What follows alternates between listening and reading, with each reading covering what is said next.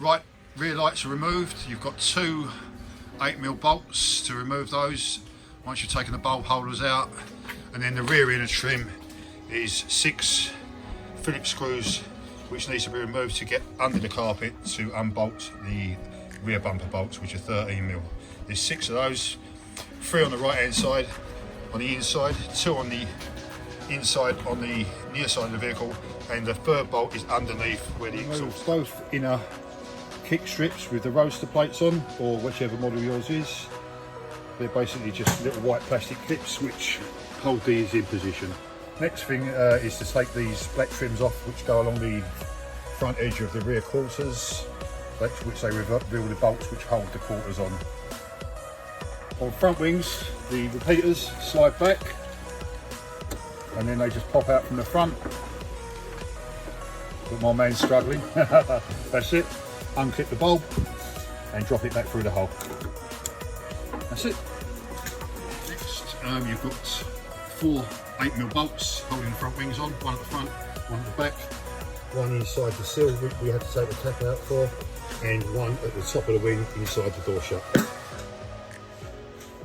Next we're going to remove all 4 wheels and put the car up on axle stands.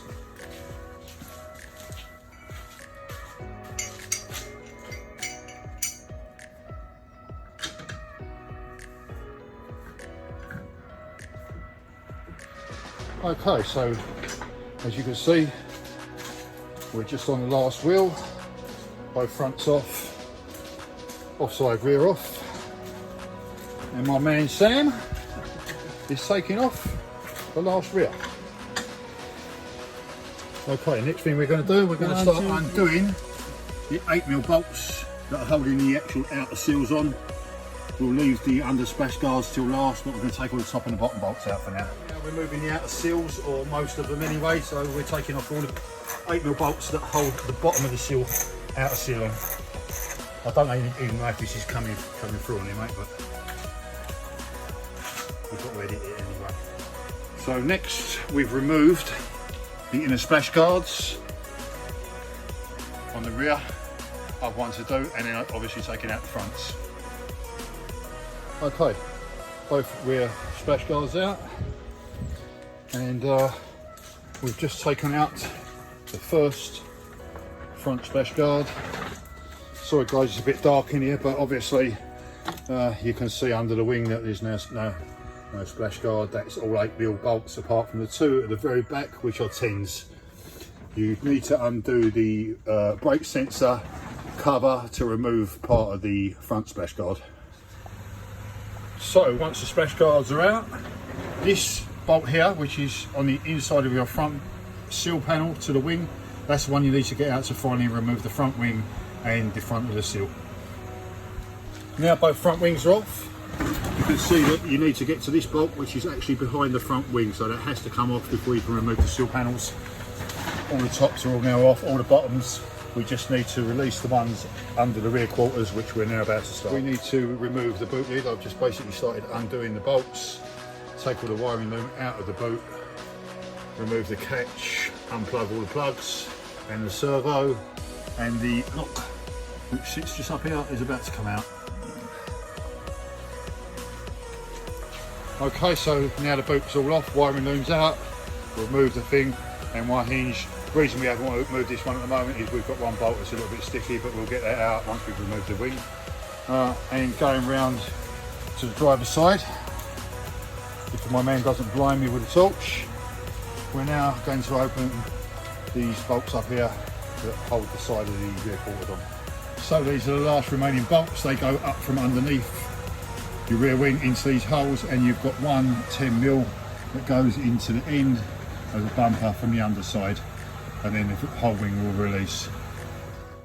Okay, these are the new wide body seals just going on. I've lined up the 3 bolts in the door shut. As you can see, it's now sitting perfectly in line with the door. We've centered everything so that all the gaps are even, and for now these are just loosely gripped up to keep the gap. Okay, wide body seal number 1, all complete, all the bolts are done up. You've got 2 at the back here, obviously the other one goes on splash shield. You've got 1, 2, 3 along there, 1 in the door shut, 1 at the front, and 5 along the bottom. Okay, so the front wing's gone back on. What you do basically is slot the wing in and just loosely fit the back one so that it can't flap out. You've got 1 little bolt that goes through your inner wing to the seal panel and through the wing, and 2 at the top. Basically just an adjustment in and out, obviously making sure that you don't open the door and it's aligned on this point, because when you shut the door it will catch, so you just need to be aware of that when you fit the vehicle back together. Okay guys, as you can see we've put over the rear quarters, dropped it over the top of the aerial, obviously making sure that this end sits over there before you put it on. You've then got your 4 bolts down here, excuse the dirty fingerprints, but obviously it's been wax oiled, and this just washes off afterwards with a bit of spirit wipe or a bit of petrol. So obviously the first one you do is you gap this and make sure it lines up with your seal correctly, which is bang on. That locks it into place. That will then give you your gap at the front, at the lower, right? And then obviously you've got a height adjustment, so you take the quarter up until it sits flush with the door. That should then give you an even gap. On the top, you've got your 3 bolts here. Sorry, 4 bolts. At the moment they're only temporarily fixed, but we've set the gap, lined it up as here you can see, and the gap's even. And you should have, if you look along this gap here, which is where your wing top meets the inner frame, that is pretty damn even all the way along, but we'll probably have to adjust that finally once the boot lid sits on.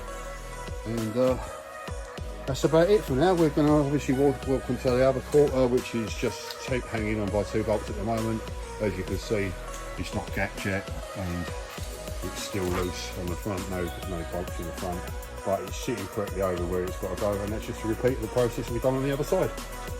Okay, so we fitted the 3 bolts in the hinges either side onto the rear wings. There's still 2 out at the moment, but we've left them out for a reason so we couldn't get adjustment. Rams obviously had to be taken out. We've dropped on the 4 10mm bolts to hold on the boot.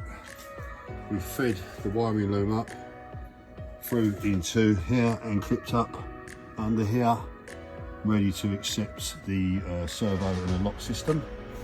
Little tip for getting these up: if you use a stiff bit of tubing or a length of wire, thread it down from this unit here and drop it down into there, and then you can find your way through here and plug it out there, and then tape the wires one after the other so they stay flat, and then pull it back up with your bit of tubing until it comes back out the other end. Obviously then all you need to do is reinstall the grommet. Sorry for the blue tape, but we have a bit of a fault on this at the moment, which has got to be sorted out. Thank you. Okay, so we've just offered the bumper up. As you can see, we're just hanging it loose at the moment. Obviously the exhaust's not lined up properly. We need to modify that for the M exhaust. It's under the vehicle. You'll see you have 2